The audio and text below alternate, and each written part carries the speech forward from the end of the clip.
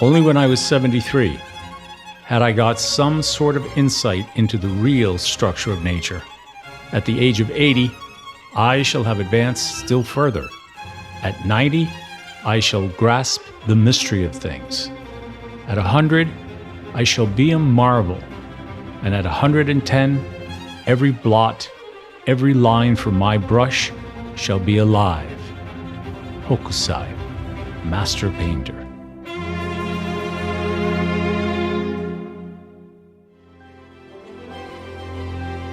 To turn a vision of oneself into a tangible result requires commitment, skills, and the right tools for the job. This is making a masterpiece of your life.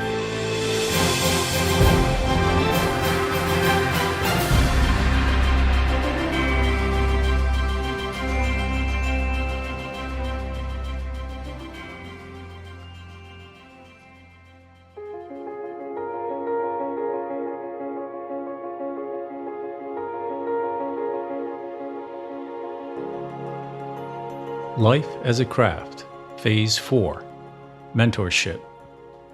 In Greek mythology, Mentor was the trusted friend of Odysseus, Ulysses, and the tutor of Telemachus, his son. During the Trojan War, Odysseus entrusted the care of his household to Mentor. Since then, Mentor has become a reference to one who is a trusted advisor. Mentoring as an act usually implies direct interaction in the role of guide with the learner or mentee in a quality manner. In life, there are times and places when we are called upon to mentor another in the traditional sense, who is facing a challenge and needs a trusted advisor.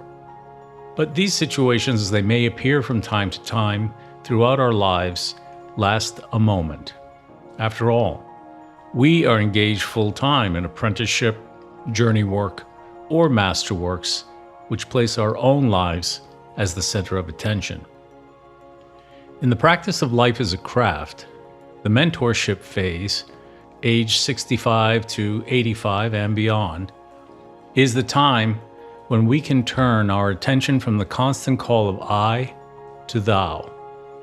In the way of craftsmanship, the mentor phase, which spans a 20-plus year period, is not referring to the act of personal mentoring in the traditional sense. Rather, it defines the fourth phase, the time period in the practice of life as a craft, during which the primary objective is to display and make accessible to those who would seek it select masterworks, knowledge, and skills development exercises as may be recorded in your master's journal pertaining to your experiences in the subjects you have chosen to practice from within each of the 5 elements, and an account of your practice of craftsmanship.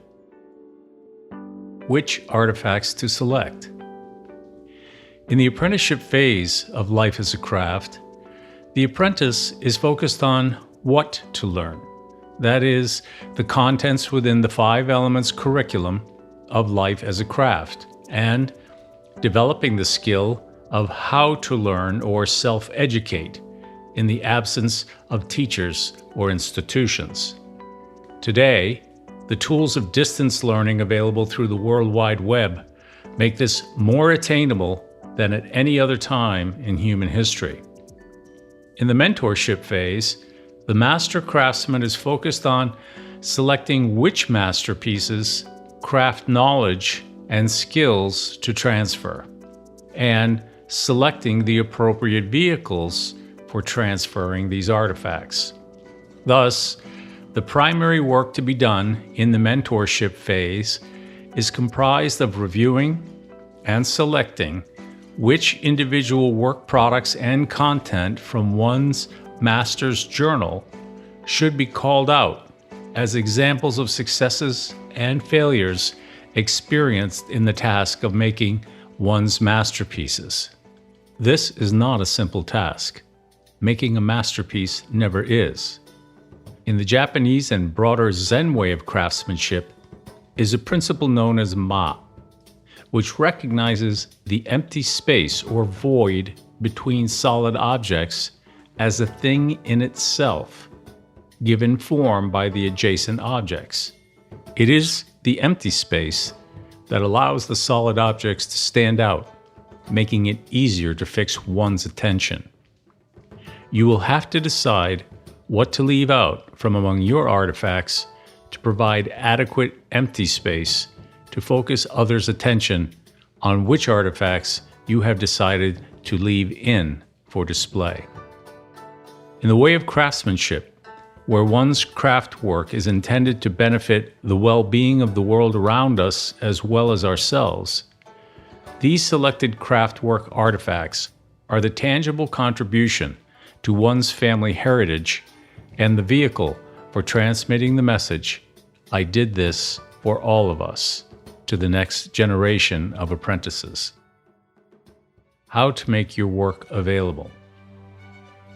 Having selected artifacts for sharing, you will need to decide how to make them available to others for learning, both thought objects and objects created in other mediums.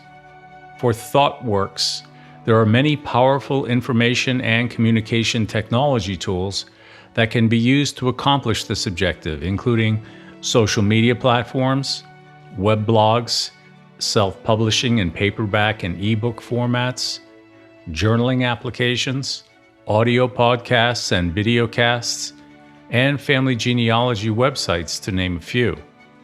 This latter channel is particularly important as it is a direct tie back into achieving full mastery in Element 1, Family Heritage, by placing your master's journal on the family tree as a legacy for future generations. For masterworks in other mediums, both organic and synthetic, they are usually physically tied in their original form to one location and time. However, today's technology tools allow many physical works to be virtually experienced through video and audio records, and depending on the artifact, perhaps through replicas if warranted. Finally, there is the direct personal transfer of craft works, knowledge, and skills through the traditional act of mentoring, both one-to-one and one-to-many, as and when appropriate.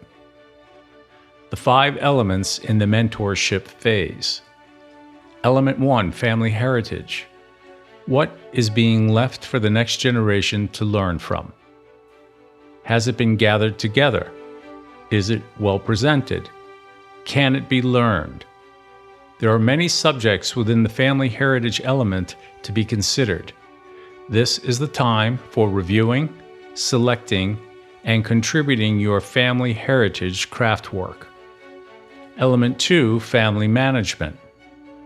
You have transitioned from parent guardian to grandparent guardian. In some cultures, there may be a rite of passage to the status of elder, which may carry with it new responsibilities regarding one's role in the family as a balancing influence between generations.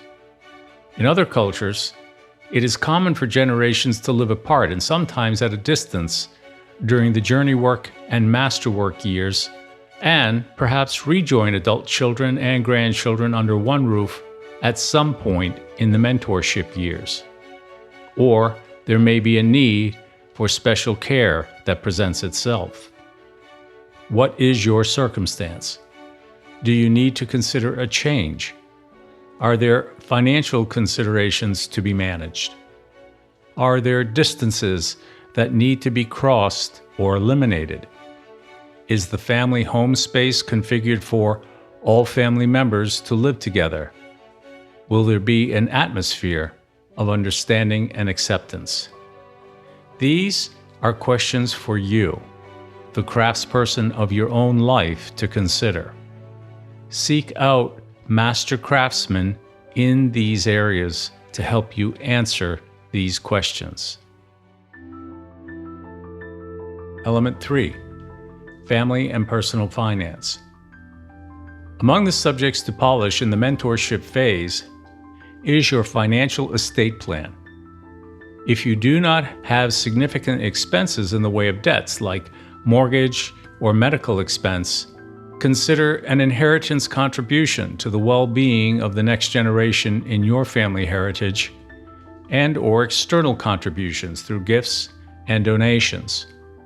If you find yourself facing a shortage of financial resources, understand your options available to you from both public and private sources. If you are able, consider generating income on your own, or perhaps in cooperation with one or more in a similar circumstance who may have developed sharp income-generating skills during their work life. Element 4. The human being. For many years now, your inner and outer human being have been shaped and worked on by you, the principal craftsperson of your life, as well as others and environmental forces. Your organic material has also aged. Signs of both forces, your craft work and natural age, should be visible in the masterpiece that is your life. However, your work is not yet finished. Due to the inevitable wear caused by the effects of time and use on your inner and outer human being, the primary material of the craft of life, the skill of conservation, which denotes the maintenance and preservation of your work, now comes to the forefront of your daily work. Here are several key conservation guidelines developed by master craftsmen and women that should be learned and skillfully applied to your conservation work in the mentorship phase. 1. Maintaining a healthy lifestyle. Physical activity, diet, and sleep together have a significant effect on conserving the integrity of your craft work. 2. Strengthen social networks. Connect with people across different age groups whenever possible in person, as well as virtually through social media platforms. Use your craftwork masterpieces, knowledge, and tool skills as your unique calling card, providing value to your social network. Be proactive. 3. Staying meaningfully active by continuing your craft work. While the mentorship phase begins at about age 65, it may last for 20 years or more. Consider the work of these craftspeople. Benjamin Franklin, the oldest signator to the American Declaration of Independence, age 70. Laura Ingalls Wilder, a U.S. author who publishes her first book at age 64 that would later become the American television series Little House on the Prairie. Nelson Mandela, when he was almost 76, was elected president of South Africa after having been imprisoned for decades. Forced to retire at age 70 from the Royal Society, London's esteemed collection of scientists, Peter Mark Roget published the first edition of Roget's Thesaurus at age 73, and he oversaw every update until age 90. There is work yet to be done, making a masterpiece of your life, before it is time to dim the work lamps and close the workshop for the last time. And when that time comes, circumstances permitting, let them find your workbench, occupied with craft work in progress and as yet unfinished by you, the invisible craftsman. Element 5. Tools for living. As in all phases of life as a craft, you will likely learn to use new tools in the mentorship phase, depending on the open subjects on your workbench and the level at which you are practicing. Often, the simplest tools in appearance are those which require the greatest skill to use. The mentorship phase is the time for selecting tools which you have used in your inner and outer craft work to include as artifacts together with select masterworks, knowledge, and skills from your master's journal. The way of craftsmanship in the mentorship phase. As we have learned in the Japanese view of craftsmanship, to achieve the title of takumi, a craftsman of the highest skill, is the result of extraordinary craftwork said to require 30,000 hours of practice to attain in one craft. Imagine the 10 times 10,000 working hours of your life, from the age of apprenticeship up to and including the mentorship years, studying and practicing across many subjects in the 5 elements of life as a craft. In some subjects, you achieve the level of mastery, as judged by yourself and other practitioners of that craft. In others, a lesser degree of proficiency. But common to all, no matter what level of proficiency you attained, if you practice the way of craftsmanship, that is, excellence of execution, each experience would have contributed to the process of continuous improvement, or kaizen. Now, reflect upon all the subjects you have learned and the skills you have practiced in your lifetime. Take the time. They are more than you think. Review how each of them added in some measure to the continuous improvement of your practice of craftsmanship, that is, perfection of execution, or the manner in which the work was done. Improved quality in your finished work. And finally, the effect upon yourself, the craftsperson, and upon admirers, those who have come into contact with the work and have appreciated it. The primary objective of the mentorship phase is to point the way of craftsmanship through the evidence of your work. Choose your artifacts with deliberate care. Set them on a hill and light the way.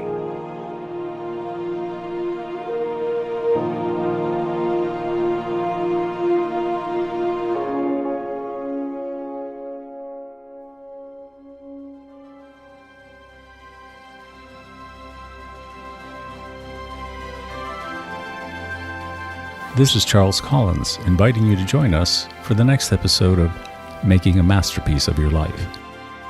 Making a Masterpiece of Your Life is made possible by a grant from the Griffin House Trust.